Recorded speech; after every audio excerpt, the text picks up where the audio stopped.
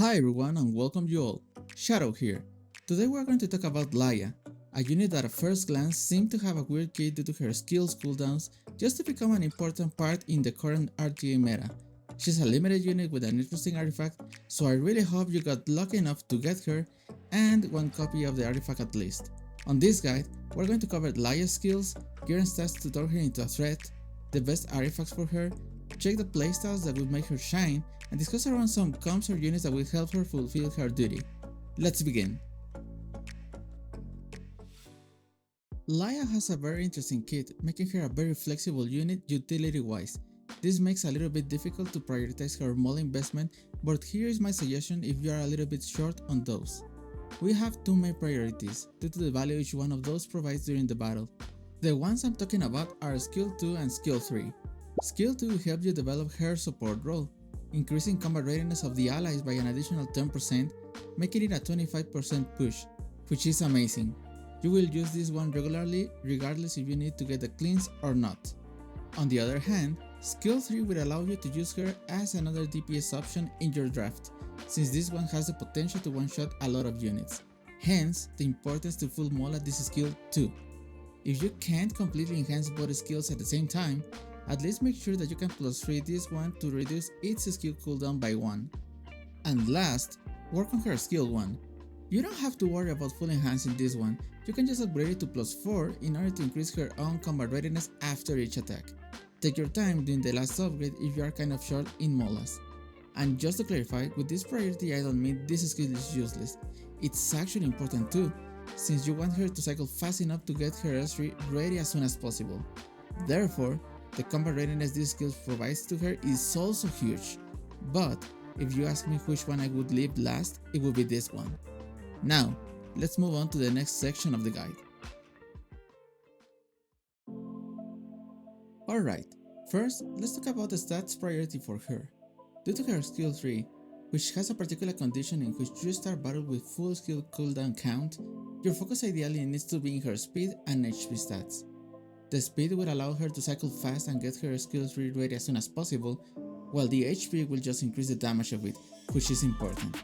Next, prioritize her defense just to give more bulk and make her difficult to deal with. As a bonus, if your gear allows it, give her some ER to protect her from non-effectiveness units that could potentially land annoying debuffs like defense break or blind. An average of what you most likely see people use will look like this, but ideally, you want to achieve something a little bit more like the following.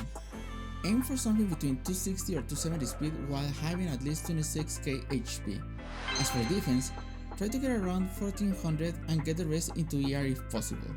Just a friendly reminder, this last one is not a must, but a nice to have, so don't sweat at all if you can't get more into that stat at the moment. If you are wondering how much is the damage on her S3 depending on the HP you manage to give her, let me share with you some estimates based on the following HP options. Most of the times, you will have Soulborn ready by the time you can use her S3 to increase her damage. Moreover, take into account these numbers are not considering mitigation, so that you can bear that in mind when facing units like Unbound Knight Arrowell or Crimson Army who have mitigation in their kit, or Shadow Urban Chooks, who usually will have a damage reduction artifact equipped. As an additional note, if you can't aim to have high speed on her, I would suggest you still build her with a decent speed, whether that is at 240 or 250. Personally, I think the best is to have her ready and on your side of the field most of the times, if you feel she's a great fit in your draft. Not gonna lie, I even would consider having a 235, but ideally you would need to compensate the lack of speed in that build. What do I mean by this? If she's going to be that slow, have her with more bulk and definitely some ER. Coming next, artifacts.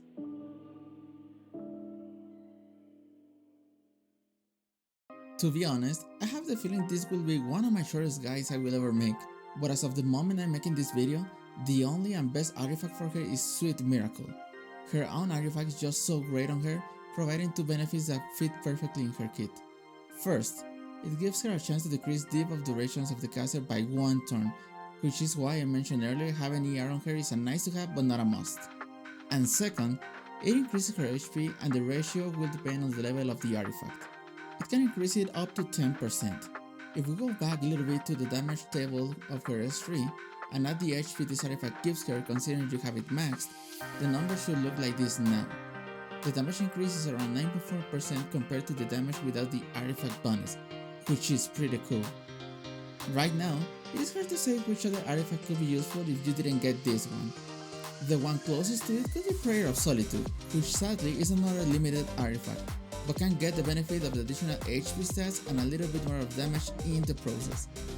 Just be a little bit more careful since you're not going to have the reduction in the debuff duration that Sweet Miracle provides. Having gone through all of this information, let's move on to the final section of the guide.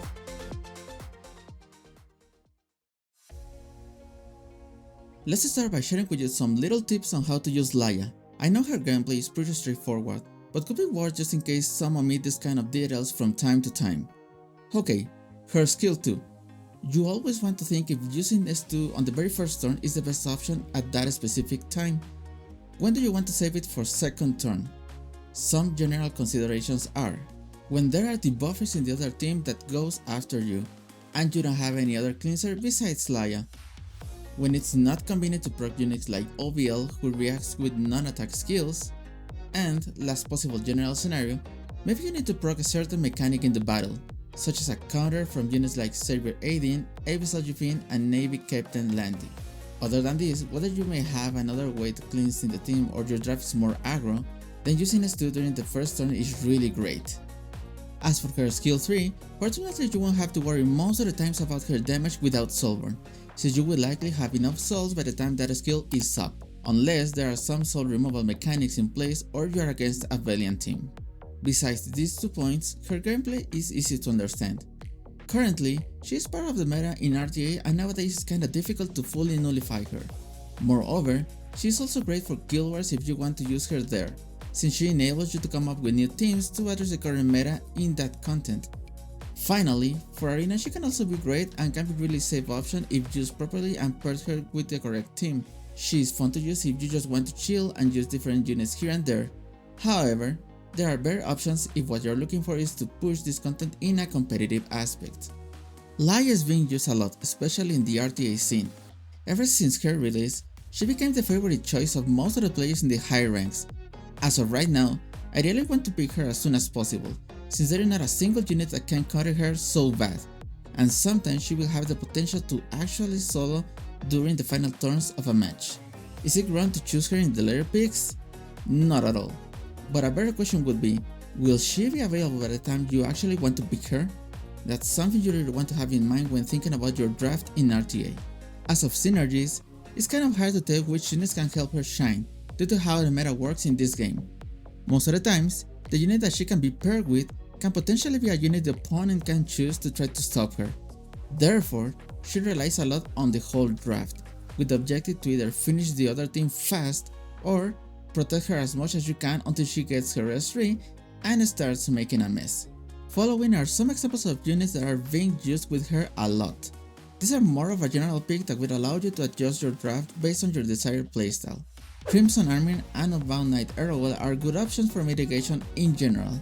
I know people tend to use Midnight Gala Lilias against slow and bulky units, but a lot of people tend to build her fast, leaving her with not enough damage to one-shot your units. So just watch out with the follow-up attacks after her S2 procs, and try to think how you can handle her before she takes a turn if possible, like using Zio for example. He's a good support and DPS option to choose, to avoid this kind of mechanics during the first turn. Also, you can consider Nagwall as another support for your draft. I think she's being picked with her a lot, in part because she's a really great support in the current meta, but also some people think Laia stops her a lot, so most of the time she is free to pick for whoever chose Laia first. I don't mean Laia stopping Nagwall is a lie or something like that, but at the end this mode relies on a general draft, so you can always pick Nagwall against Laia and make her work somehow with the help of other units. The same I could be saying about Death Dealer Ray and Shadow Urban Shooks, who are currently also a good pick to provide support. Other units you could use will start to vary depending on what you want to counter or address in the opponent's draft, but I can't end this list of units without mentioning you can also consider using Captain Navy Landy and Abyssal Jufin. Even though right now there are some ways to counter them, they are still a very solid pick overall. Laia definitely is a unit with a very interesting and fun kit that can do a lot of stuff in the field and turn the tables at any moment if well drafted. I really hope you didn't miss the chance to pull for her and one copy of her artifact at least. If you found this guide valuable, please consider liking this video, subscribing for more guides, and activating the notification bell to stay informed on future releases. Thanks for watching, and until the next one, see ya!